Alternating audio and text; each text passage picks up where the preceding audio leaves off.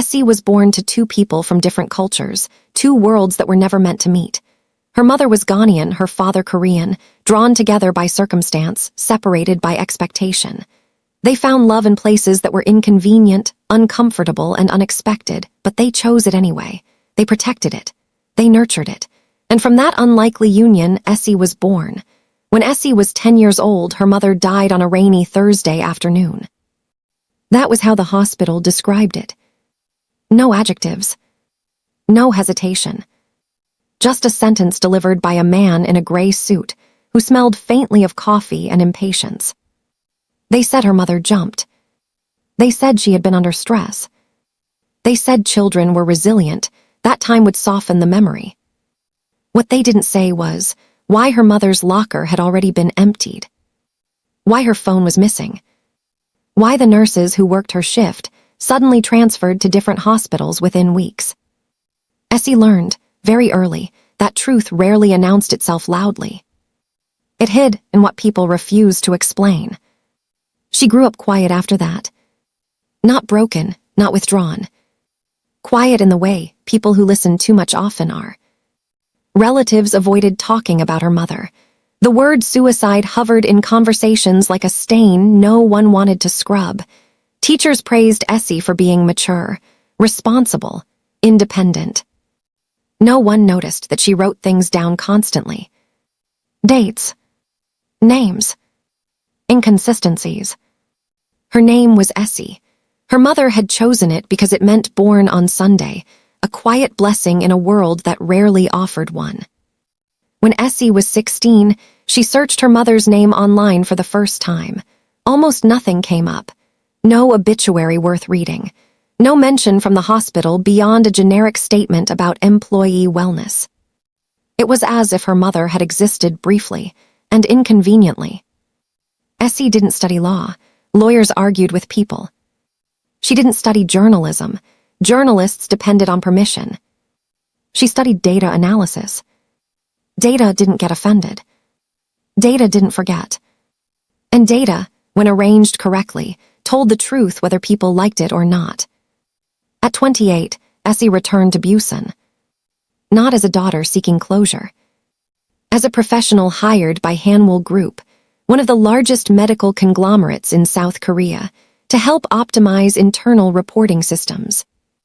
Hanwol owned hospitals, research facilities, and pharmaceutical partnerships across the country, including the hospital where her mother had died. No one recognized her name.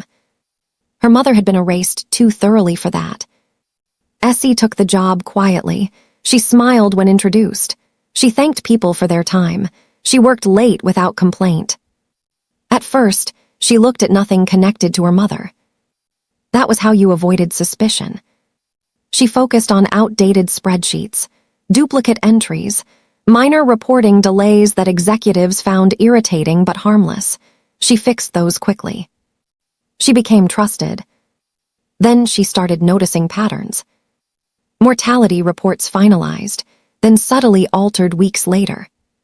Staff reassignment logs that didn't match resignation dates. Equipment maintenance records edited long after inspections were supposedly completed. Individually, they meant nothing. Together, they formed a story. A story someone had been rewriting for years. Essie didn't confront anyone. Didn't ask questions. Didn't flag concerns. Instead, she mapped everything. Who approved edits? Who benefited from them? Which departments never appeared in audits? Late one night, while cross-referencing archived settlement data, she saw a familiar name. Her mother. Not in a medical file. In a financial ledger. A donation made to a healthcare charity 3 weeks after her death. The amount was small enough to look routine, large enough to matter. Essie stared at the screen for a long time. Then she closed the file.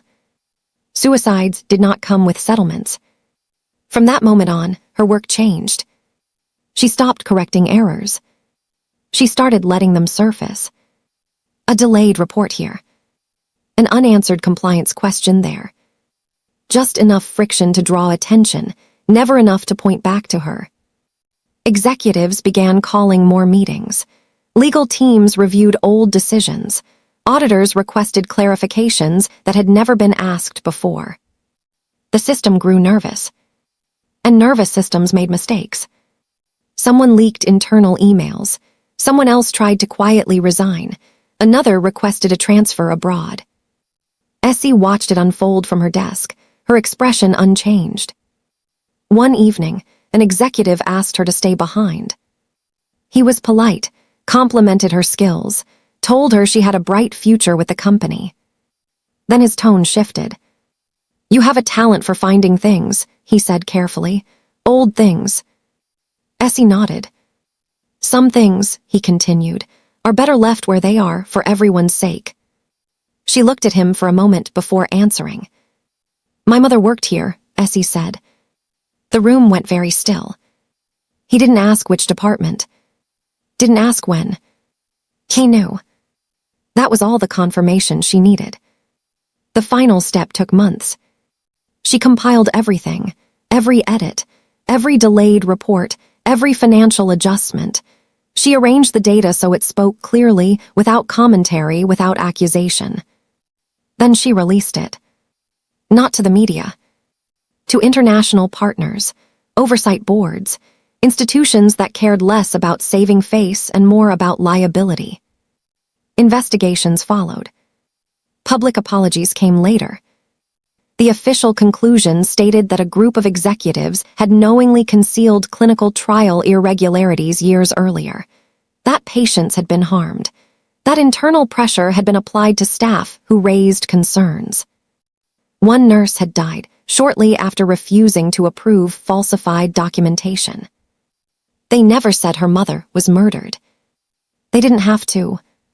Truth didn't always need dramatic language. Hanwell Group lost contracts, leadership resigned, court cases dragged on quietly. Essie didn't attend them. She returned to the hospital once, alone, and stood on the rooftop where her mother had died. The city looked smaller from there. Less powerful. She didn't cry. She simply stood there until the wind grew cold, then left.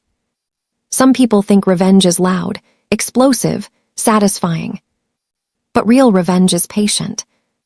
It waits until the people who buried the truth are forced to live with it. And when Essie finally lay down to sleep that night, for the first time in nearly 2 decades, she did. The investigation did not end cleanly.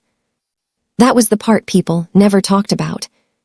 News articles preferred clean conclusions, resignations, apologies, stock drops, promises of reform. They liked to believe that once truth was exposed, healing followed naturally. But Essie knew better. Truth was not a cure. It was a disruption. And disruptions created resistance. After Hanwell Group's internal documents reached international oversight boards, the company entered what the media called a period of restructuring. That phrase hid 1,000 quiet decisions made behind closed doors. Executives who resigned were replaced by younger ones with better public relations training. Legal teams reframed timelines. Language softened. Words like cover-up were replaced with procedural failure. The system adjusted. And slowly, very carefully, it tried to move on. Essie watched all of this from a distance. She had already left Busan by the time the first court date was announced. She moved to a small city near the coast, somewhere anonymous enough to disappear without explanation. She took contract work, short-term, quiet jobs that paid well and asked few questions. At night, she still dreamed of spreadsheets. Not numbers, but gaps. Missing cells. Empty rows. Silences, pretending to be complete records. That was when she realized something was wrong. The public investigation focused on clinical trials conducted after her mother's death. The narrative suggested the corruption had begun later, that her mother had been a tragic but unrelated casualty of workplace stress. It was subtle, but deliberate. They were protecting the earlier years. Protecting the moment her mother refused to sign.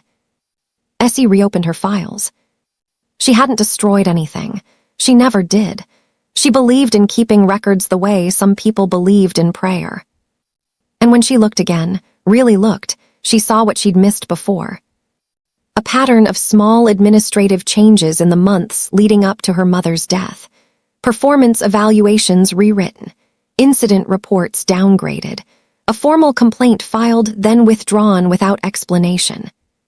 Her mother hadn't just refused to cooperate. She had tried to report them. And someone had stopped her. Essie felt something tighten in her chest. Not anger. Clarity. She hadn't destroyed the whole structure. Only the visible part. The foundation was still standing. This time, she didn't rush. She requested archived correspondence through legal public access channels. She contacted former nurses under the guise of academic research. She listened more than she spoke. Some refused to talk. Some cried. One woman told her quietly that after her mother's death, staff had been instructed never to mention certain patient IDs again. Another said supervisors warned them that making noise would only lead to trouble. Fear had outlived the scandal. That told Essie everything she needed to know. The next move wasn't about exposure. It was about memory. She compiled testimonies, not accusations, not dramatic claims, just statements, dates, first-hand accounts. She verified each one twice, sometimes 3 times. Then she did something unexpected. She didn't release them publicly. She submitted them to an independent international medical ethics archive, a permanent record used for academic research and historical accountability. No headlines. No press releases. Just truth, preserved where it could not be quietly erased. Months passed. Then something shifted. A university research paper cited the archive. Another followed. An investigative documentary referenced the material without naming sources. Questions resurfaced, this time framed as systemic ethical failure over decades. Hanwell Group responded with silence. Silence was rarely confidence. It was delay. By the time public pressure returned, the company no longer controlled the narrative. The story was no longer about one scandal, it was about a culture. And cultures did not survive scrutiny intact. Essie received an email one evening. No sender name. No greeting. Just a sentence. What do you want? She read it twice. Then deleted it. Because she didn't want apologies. She didn't want money. She didn't want recognition. She wanted the truth to stay alive, longer than the people who tried to bury it. Years later, she returned to Busan again. Not to the hospital. To a small cafe near the old nurses' dormitory. She sat by the window, watching people pass, listening to conversations that had nothing to do with loss or justice or memory. The city had changed. So had she. She no longer felt the need to prove anything. No urge to correct narratives or chase accountability further. Some battles didn't end with victory. They ended with containment. And that was enough. As Essie stood to leave, she caught her reflection in the glass. She looked ordinary. That was the final, quiet victory. Because systems could only destroy what they could identify. And she had learned, late but well enough, how to become invisible again. They tried to rewrite the past once more. She made sure it could never be forgotten again.